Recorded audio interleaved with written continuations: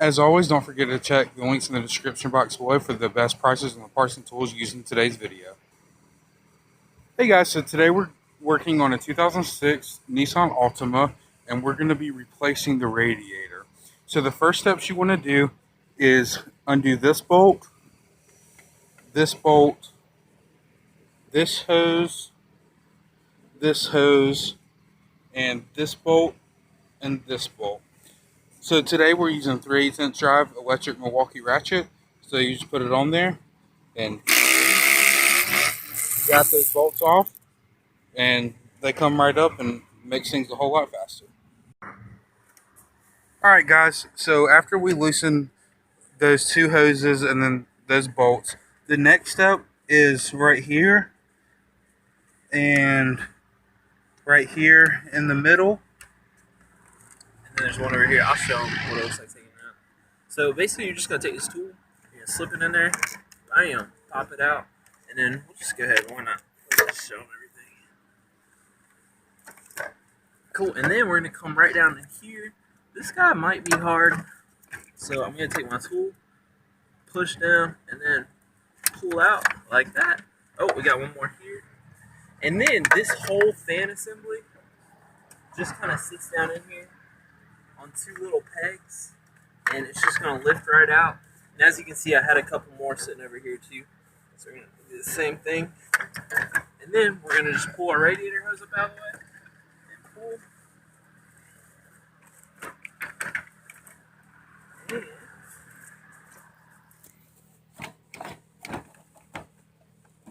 Oh, and if you look down in here, there's this like a little transmission coolant line. And hold on, push it down closer. So you're just gonna pop it up out of the spot and get out of your way. And then this thing should just clear. Right like that. And then we're gonna look down at that radiator. And all we got left now is the two transmission lines. And we're gonna come just with a pair of pliers like this. Can we see the, oh, there you go. And we're just gonna squeeze, pull. And once we get these two lines off, look at it, this radiator just pulls up and out of the way. We got that bottom radiator hose too. We're gonna catch all our coolant, and we've almost got this radiator out. Okay guys, so now we got our two transmission lines off. We're dripping, we're in a pinch, so it's just gonna have to work. And we took the coolant hose off up here so we can leak less coolant. They were already low in coolant, so we're not gonna leak a whole lot. Now, we're just gonna pick this guy up and out of our way. Like so.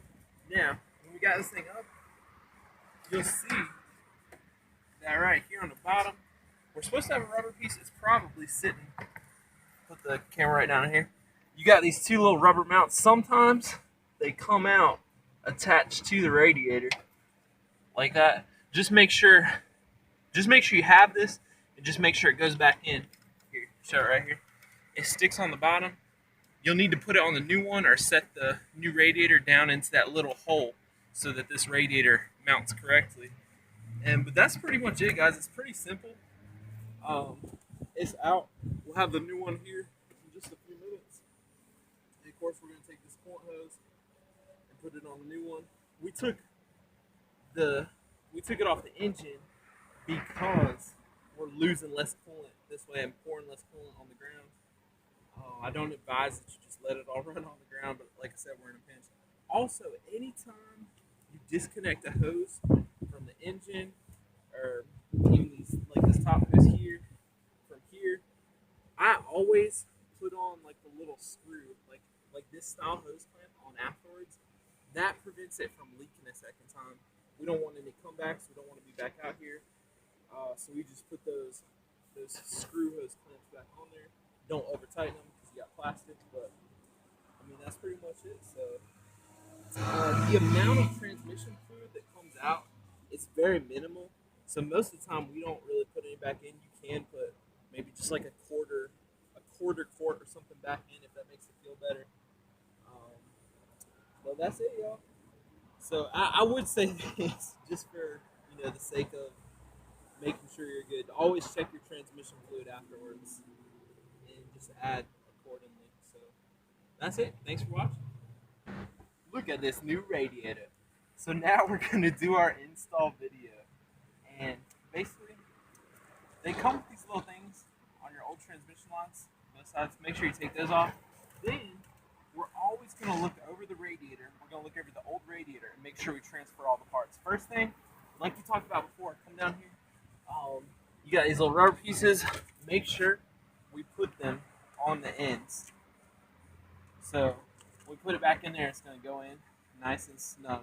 Also, it's not a bad idea to check out your old radiator and make sure it looks exactly the same. So we'll bring our new one over here. Just kind of look it over and make sure it looks exactly the same. So you got your little spots here for your fan to sit down in, right there and right there. You got same. I've seen a transmission before where they were off about a ½ inch. Radiator. Yeah, it was a radiator. It was off about a ½ inch, and we tried to make it work, but it came back. It came back like 6 months later, and the radiator had cracked. So even if this is off, just like a ½ inch or something, never try and make it work. That's lesson learned, life lesson learned. What else we got? So got your hole there, hole here. Perfect. And then let's just check the fronts. Everything looks exactly the same. So just make sure you pick something that looks exactly the same. We'll put a link in the video description down below for the best price on this part. And now we're just going to take this hose off and put it on here. Okay guys, so now we got our new hose clamp on here, and we're getting from Milwaukee. I just want to show you putting it on, and you hear like a it's like a noise you're listening for, and that's when you know it's tight enough. So you kind of heard it tighten down. That's just what you're looking for. You can over tighten these and crack this housing. So if you're using electric or air, just be really careful not to crack your new radiator. And if you're not comfortable, it's even a good idea to go ahead and grab like just an 8mm or a flathead screwdriver and just hand tighten it. So now we'll keep going. All right, so now we're just gonna work our radiator back in. So lift this guy up out of the way. Oh, didn't think that through. All right, we're gonna work it from this side. Just gonna swing down, and then we're just gonna make sure it goes in the hole. It's in there good. Next, we're gonna take our little lines here. They can only really go on one way, so that's good. So that one and this one.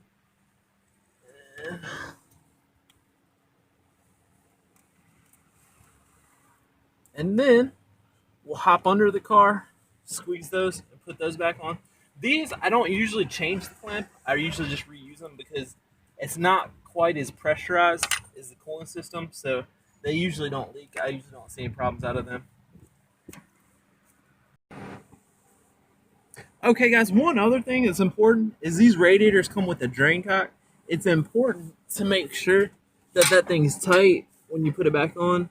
It looks like they've got this thing marked, but I'm just going to push up and righty-tighty, and I can tell that thing is tight for sure. So just make sure that's tight, because if it, for whatever reason, if they didn't tighten it, it's loose, you know it's going to leak at the end. Next thing, we're going to stick our old fan back in here, and remember it's just got these little mounting holes down here. Can you see? And then we got the little feet right here that just slip on in there. I'll lift our hose up. And we're going to begin sticking her down.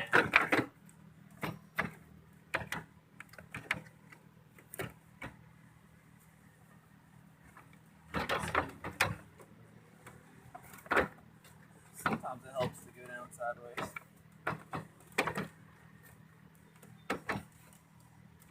It's battery. There we go. Alright, so now got it in there.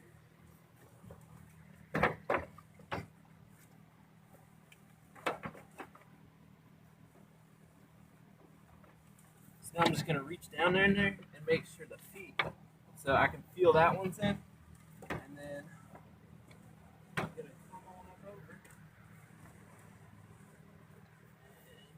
I might just Oh, you're gonna take that transmission line and pop it back in.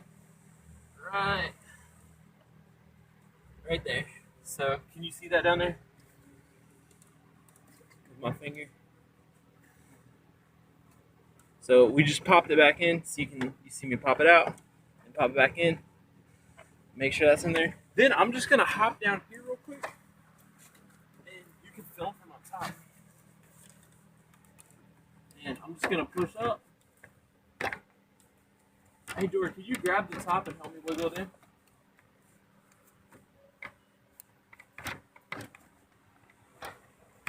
Or you can pause. All right, now we got this guy back in here, and what I had to do is just had to lift this back up over this, and then go down below and work that foot back into that position. Now we're up here. I'm gonna take my 210s, and these are like self screwing bolts, so it's just going into plain old plastic, and that's fine.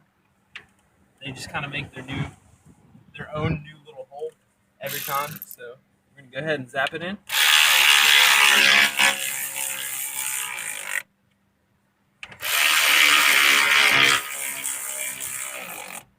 All right, and now next thing we're gonna do is, for this project, we only got 2 new hose clamps because we thought we were just going to be doing the radiator ones, but like I said in the removal video, we're in a parking lot, so we found it easier and less messy to take it off from here. So we're going to put the 2 new clamps. We put that one on the bottom like we showed you, and then we're going to put the other new clamp right here, and then we'll use an old hose clamp for the top. That way, if there is a comeback, which there should not be, but if there is one, it'll be a lot easier to swap out that clamp, and there'll be less coolant loss.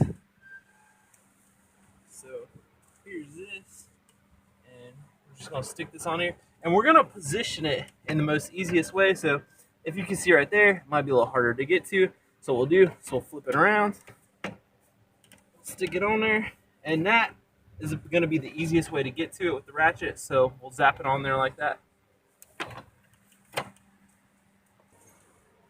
You ready?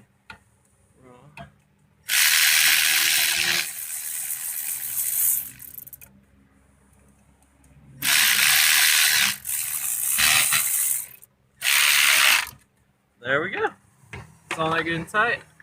And then we're just going to take this guy right here and I'll pop him back in there. Go ahead and start him. And then this guy, start him back up.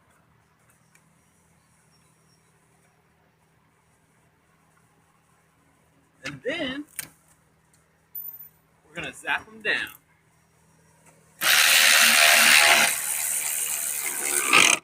And then tighten. Zap it. Tighten. Then we're going to take our old little, it's not old, but our little reservoir tank. Just going to push them on there. Good thing. This one actually, this hose isn't really pressurized. That's why it doesn't matter as much, because your cap is holding it. Your cap is like a two-way valve, so once it exceeds 15 pounds of pressure, it'll freely flow from the radiator back into the reservoir. So again, that's why this don't really matter a whole lot. But now we're gonna fill up. Well, first we're gonna put this back on. We're gonna put this hose clamp back on, put the hose back on. Then we're gonna fill it up and bleed the system.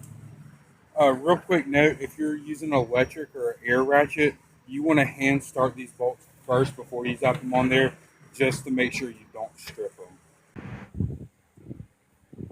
Okay, guys. So we got our top radiator hose on. Also, if you do have to use the old clamps, make sure your old clamp lines up with the impressions on the hose. Like, you can't see any impression on the hose because we lined it up exactly where it was supposed to go. Now we're gonna fill the radiator, and I like to use half of the full strength, and then refill the full strength with water, and then that way it just makes sure you really got a good mix in there. You know, if somebody's been adding water, that sort of thing.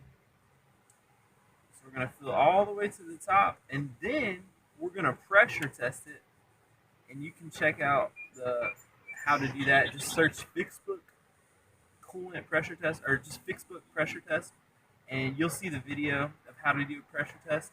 And then we're gonna run the car for about 12 minutes to just make sure it's bled out really well. Okay, guys. So at this point, we would turn the car on, keep it running, and we'd watch, and it would bubble up. And when the thermostat opens up, it's gonna suck in some more fluid. The other thing, you're gonna turn your heat in the car on, and then that'll open up the heater core as well. So it makes sure we get fluid all through the system, and then we're gonna keep adding coolant as all that cycles through, and then we'll be leveled off, and then we'll be good to go. So that's pretty much it.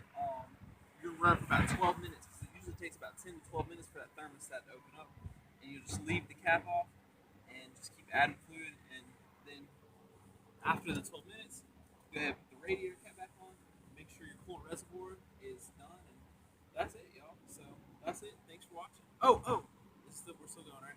Other thing I almost forgot. Come over here real quick. We gotta snap these in, and make sure you plug your fans back in too. So that's it. Thanks for watching.